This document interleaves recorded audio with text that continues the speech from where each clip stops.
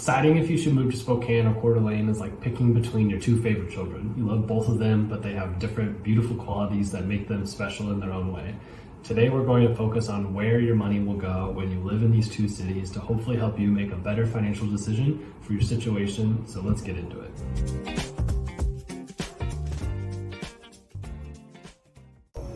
Hey there, my name is Haydn Halsted of the Halsted home team at Northwest Invest, and I'm a local realtor located right here in beautiful Spokane, Washington. If this is your first time checking out my channel, then please hit the subscribe button and the notification bell so you're notified anytime that we post a video, which is twice a week. We cover all things from Spokane neighborhoods to restaurants to tips and tricks to navigate the market. And honestly, we get so many calls, texts, and emails every single day of people looking to purchase a home in Spokane, and I love it. And if you're thinking of moving or relocating anywhere near Spokane County, then please do not hesitate to reach out, and I'll be happy to help any way I can. So for being only a 40-minute drive from downtown Spokane to downtown Coeur D'Alene, there's actually quite a bit of difference in the cost of living once you cross the border. These very differences are why traffic coming into Spokane during morning rush hour and leaving Spokane during evening rush hour are so bad. For a long time, people were living in Idaho and working in Washington because it had the most financial benefit. Higher wages in Washington, lower cost of living in Idaho. Now, this is all anecdotal from my perspective and experience, but I think most people from around here would agree. This stigma still holds true because that rush hour traffic has just gotten worse and worse over the years to where there truly is standstill traffic on I-90 during rush hour, to which us locals has been pretty crazy to watch. This video is meant to provide some numbers to this stigma. Is it actually cheaper to live in Idaho? Will you actually make more money living in Washington? Is that 40-minute drive both ways with no traffic, by the way, worth it for you and your family? Let's check it out. So join me on my computer over here, and we're going to start by comparing housing. And so housing between the two is actually probably the biggest differentiator in this. And for a long time, Washington, Spokane, and Coeur D'Alene were fairly comparable, if not Idaho being cheaper, but that has completely flopped in the other direction by a long shot. And so let's check that out. So we're on bestplaces.net. I love this website because you can compare two cities that you're considering moving to. So let's check out housing between these two cities. So the median home age between the two is quite drastic. Spokane is at 59 years old and Coeur D'Alene is at 28 years old because they've had way more new construction and much more of a boom within the last few decades than Spokane has. The median home cost in Spokane is $335,100, which is wrong, and we'll show you that in a second. And the median home cost in Coeur D'Alene is $476,000, which is still wrong. But the difference there is that Coeur D'Alene is much more expensive. So let's check out what the actual median price is over here. Realtor.com says most updated that it's about $550 in Coeur D'Alene, and then Spokane median $385. I'd still say, I just ran my numbers and we're looking at least over 400, but you're gonna look at, on average, I mean, houses in Coeur D'Alene being about $150,000 more than over in Spokane. So then let's look at the home appreciation, and this is gonna be really telling of the housing cost over time. So in the last 12 months, appreciation in Coeur D'Alene has been 31%, Spokane 26% or so, and then in the last 10 years, this is the biggest change. Coeur D'Alene's seen 170% appreciation and Spokane's seen 125. So they've had a much greater jump in home price over the last decade than Spokane has, and I think that's starting to change just which one is more affordable, right? It's going to take a lot more money to get started in Coeur D'Alene to find a house to actually live in. So what we want to compare is the biggest argument between housing in Spokane and Coeur D'Alene is that the property taxes are so much lower on the Idaho side. So let's check out how much that actually saves you over there. So in Spokane, if we just convert this, it's a 1.125% property tax rate, and then over in Coeur D'Alene it's a 0.062% property tax rate. So if we're at about $400,000 average price here in Spokane, looking at about $4,500 a year in property taxes. And then if we look at Idaho and we're at $550,000, you're at about $3,400. So you're going to save about $1,500 a year in property taxes being on the Idaho side. So I mean, in order to get into that house, like, you're going to be paying quite a bit, substantially more to get in there on your down payment and everything like that. But so you'll be doing that to save $1,500. So that's the biggest thing, is that has been a big argument for a long time. And let's look at the numbers right now. What is the actual difference, and is it like that big to make Coeur d'Alene the almighty for housing and all that kind of stuff? So the other thing we want to consider is the average rental cost in Spokane versus Coeur d'Alene as well right now, because not all of us are going to be homeowners when we first move here. And so for just a 2-bedroom, we're looking at a 2-bedroom apartment or 2-bedroom house or duplex is what we're looking at. The average in Spokane is about $1,360, and then the average in Coeur d'Alene is almost $1,700. So you're looking at about $400 per month more living in Coeur d'Alene versus Spokane as a renter.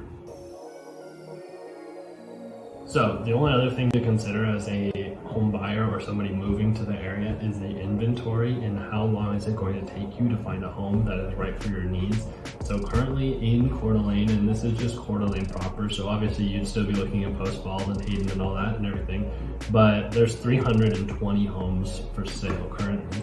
And in Spokane, you have 728 homes available, and that is not counting the Spokane Valley, Liberty Lake, Mead, Deer Park, if you want to live in all these other places. So if you're looking for trying to move here a little bit quicker, and then maybe your price range is a little bit lower, then you should really think about for where you're moving. Basically, for a long time, it was Coeur d'Alene for that lower price range, that more rural living, affordably. But if you want to live, if you're gonna live rural, but you're buying below $500,000, Washington might be your better opportunity at this point, unless you want to live very rural and not even close to Spokane or Coeur d'Alene at all. So a big portion of housing was property taxes, and so let's continue on the conversation of taxes. And so the other big difference between Spokane and Coeur d'Alene is income tax. Spokane and Washington in general do not have an income tax, and so all your income, besides what the federal government is going to take, is your income.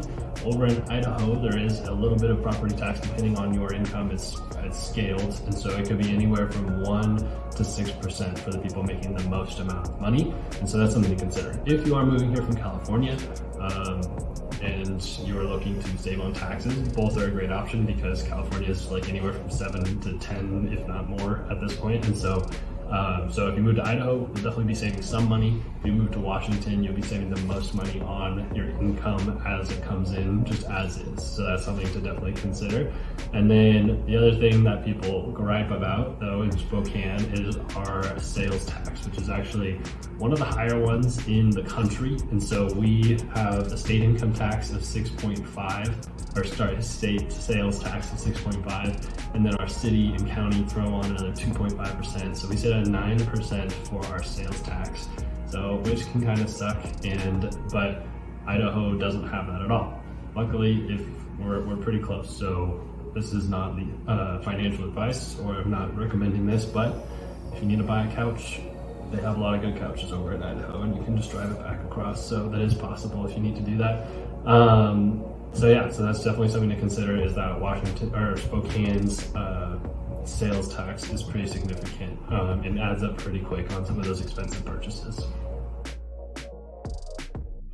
Joining me back on my computer, the next thing that we want to look at is healthcare, because that can be a big thing for people moving here of all ages. It doesn't, it just depends on what you need, but Spokane is really known for its healthcare for a couple reasons. One, we just have some of the best hospitals in the entire inland Northwest, and we have some that are just, in terms of like heart surgeries and cancer and all this kind of stuff, we have amazing hospitals that people travel from all over the place to get certain procedures, and so we feel very lucky to have those right here.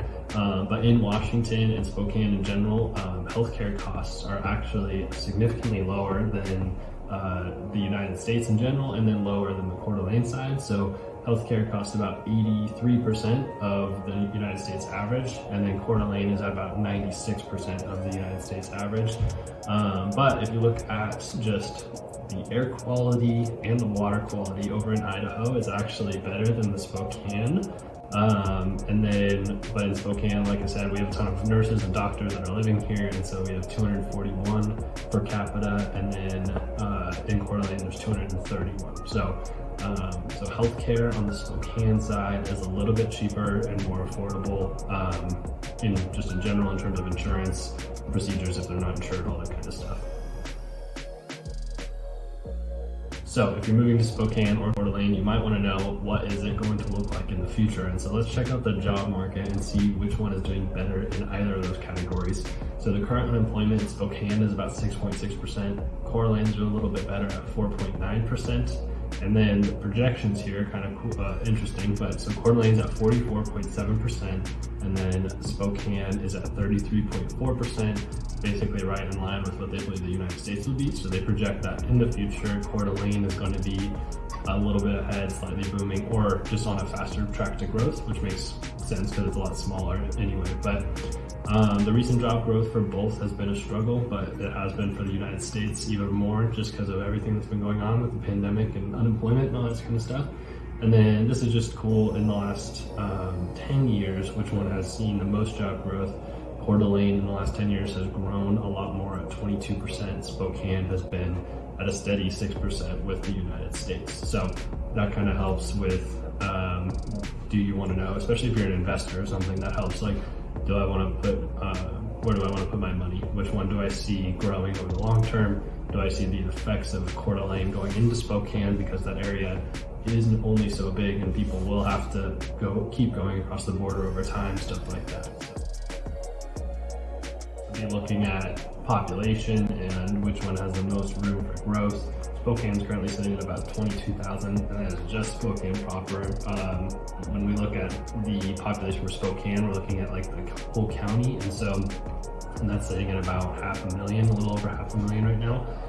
Coeur D'Alene proper is at about 53,000, and so Coeur D'Alene's got a long ways to go before it's even caught up to Spokane in any. Finally, I just wanted to go over the complete overview of Spokane versus Coeur D'Alene. And so overall, Coeur D'Alene housing costs are about 42.3% more expensive than Spokane. And so that's just something to consider. And we're going to go over to the cost of living section. And overall, Coeur D'Alene is said to be about 15.1% more expensive than Spokane, and health-related expenses are about 15.4% more in Coeur D'Alene. And you can visit bestplaces.net and look at this even more in depth, but you'll see that groceries in Coeur D'Alene tend to be a little bit more expensive. Healthcare, housing, all those types of things, home cost, utilities, they're tending to add up over on the Idaho side.